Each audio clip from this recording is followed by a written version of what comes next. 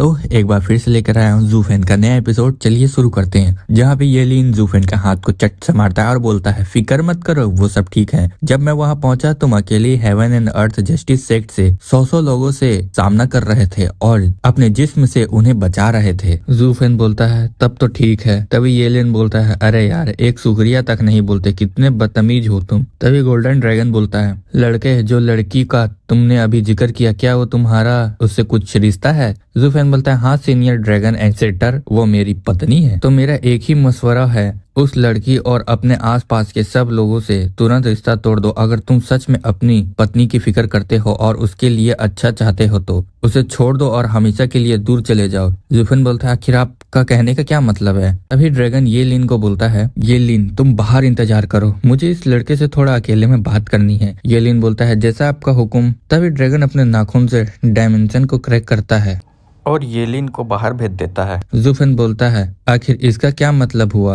आप आखिरकार कहना क्या चाहते हो? ड्रैगन बोलता है मेरे जवाब देने से पहले तुम्हें पहले मुझे ईमानदारी से जवाब देना होगा। आखिरकार तुम हो कौन और तुम्हारी इतनी छोटी सी उम्र में इतने बड़े बड़े महान लोगों की विरासत तुमने कैसे पाली? और जोर से चिल्लाता है ड्रैगन जल्दी बोलो, वरना जब पछताने का वक्त भी होगा ना तब भी तुम पछता नहीं पाओगे। फिर मत कहना कि मैंने तुम्हें पहले वार्न नहीं किया था। फिर जूफेन ये सुन के अपने मन में सोचता है ऐसी शख्सियत के सामने बात घुमाने का कोई फायदा ही नहीं है। वैसे भी मैं अपना ज्यादातर राज क्लीन पेने को पहले ही दिखा चुका हूँ। ड्रैगन एंसेस्टर को और थोड़ा बता देने से कोई नुकसान नहीं होगा। अब मुझे सिर्फ एक बात जाननी है, उसने मुझे सबसे खासकर किंग चैन से दूर रहने को क्यों कहा? तभी जूफेन बोलता है ये कहानी मेरी पिछली जिंदगी से शुरू होती है। ड्रैगन बोलता है लड़के तुम वाकई में अपने दौर के कमाल हो, इतने अजीबोगरीब तजुर्बे तुमने कैसे झेले? समझ लो इन महान एक्सपर्ट के सिर्फ एक ही विजिटर पाना भी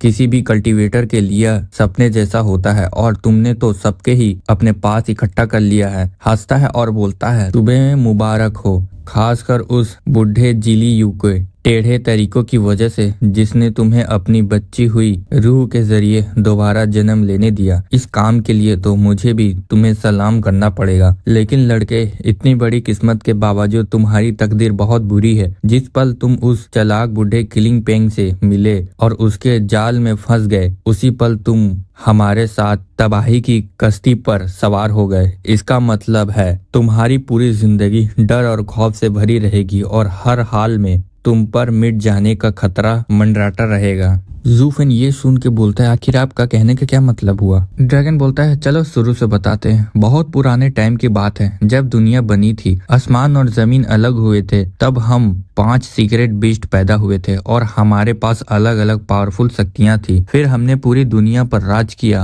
हम सबसे पावरफुल थे, सब हमसे डरते थे। लेकिन प्रॉब्लम ये थी कि हम पांचों के बीच ही ईगो क्लैश था। हर कोई चाहता था कि वही दुनिया का असली किंग बने, इसीलिए हम आपस में ही बार बार लड़ते रहते थे। इंसान उनकी कोई औकात ही नहीं थी हमारे सामने, हम उन्हें सीरियसली लेते भी नहीं थे। खरबों साल तक लड़ाई होती रही लेकिन ना कोई जीता ना कोई हारा। इसीलिए बिस्टोन का राजा का टाइटल कभी डिसाइड ही नहीं हुआ। अब कुन पेंग नाम का एक बीज था, उसकी पावर बैलेंस वाली थी, यिन एंड यांग टाइप की, इसीलिए उसका नेचर थोड़ा स्मार्ट और फ्लेक्सिबल था। वो अक्सर बीज बचाव करता था जब हम लड़ते थे, लेकिन लीडर वो भी नहीं बनने, क्योंकि पावर के मामले में हम में से कोई भी किसी को अपने से बड़ा मानने को रेडी नहीं था। अगर सिंपल बताऊं तो सब पावरफुल थे लेकिन सबके पास ईगो था, इसीलिए कोई किंग ही डिसाइड नहीं हो पाया। ड्रैगन आगे बोलता है लेकिन एक दिन बिना हमें पता चले उन कमजोर इंसानों में से 10 बहुत ही पावरफुल लोग पैदा हो गए। इन लोगों ने हेवनली पाथ को समझ और उसकी मार्शल आर्टिस्ट बना ली। उनकी पावर सीक्रेट बीज के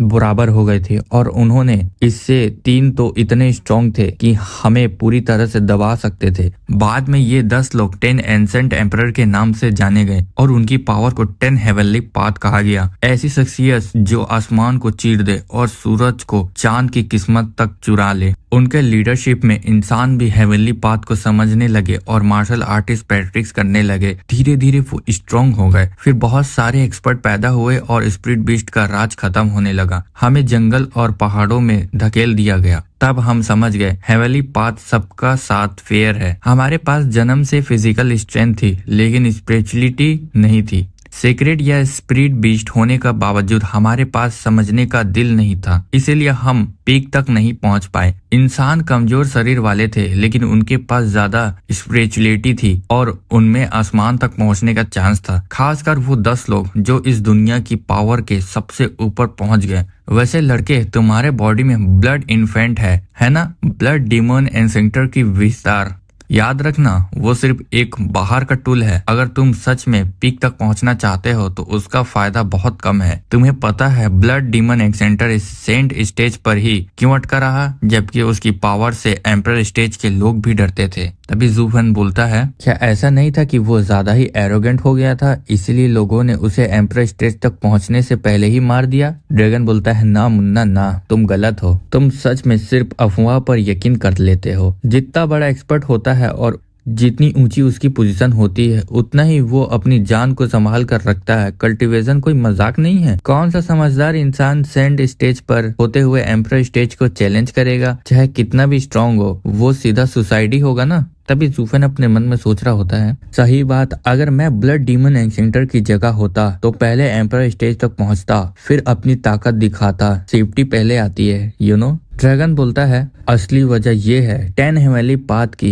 गिनती फिक्स है, सिर्फ 10 ही जगह है और वो पहले से ही 10 एंसेंट एम्परर ने ले रखी है। अगर कोई ऊपर चढ़ने चाहता है तो उसे किसी एम्परर को हरा कर उसकी जगह लेनी पड़ेगी। इसी वजह से ब्लड डीमन बार बार रिस्क लेता था और एम्परर स्टेज के एक्सपर्ट को चैलेंज करता था। आखिर में इसी चक्कर में उसकी मौत हो गई। तुम तो सीक्रेट डोमेन के डीमन एम्परर थे, तुमने ये सब पता होना चाहिए। क्या तुम्हें नोटिस नहीं किया, दुनिया की सारी मार्शल आर्टिस्ट इन 10 पाथ के अंदर घूमती है, उनके बाहर कुछ भी एग्जिस्ट ही नहीं करता है। तभी जूफन बोलता है, इसका मतलब कि? ड्रैगन आगे बोलता है, बिल्कुल, जब तक वो 10 एम्परर अमर बने रहेंगे तब तक कोई भी इंसान असली पीक तक नहीं पहुंच पाएगा। यही आसमान और जमीन का पक्का कानून है। यिन यांग का बैलेंस कहता है कि सबसे ऊपर वाले लोगों की गिनती ज्यादा नहीं हो सकती। अगर बहुत हो गई तो बैलेंस टूट जाएगा और दुनिया ही बेकार हो सकती है। ये 10 हेवनली पाथ असल में यूनिवर्स का तराजू है। जब तक उनमें से एक पाथ नहीं गिरती तब तक कोई नया ऊपर नहीं आ सकता,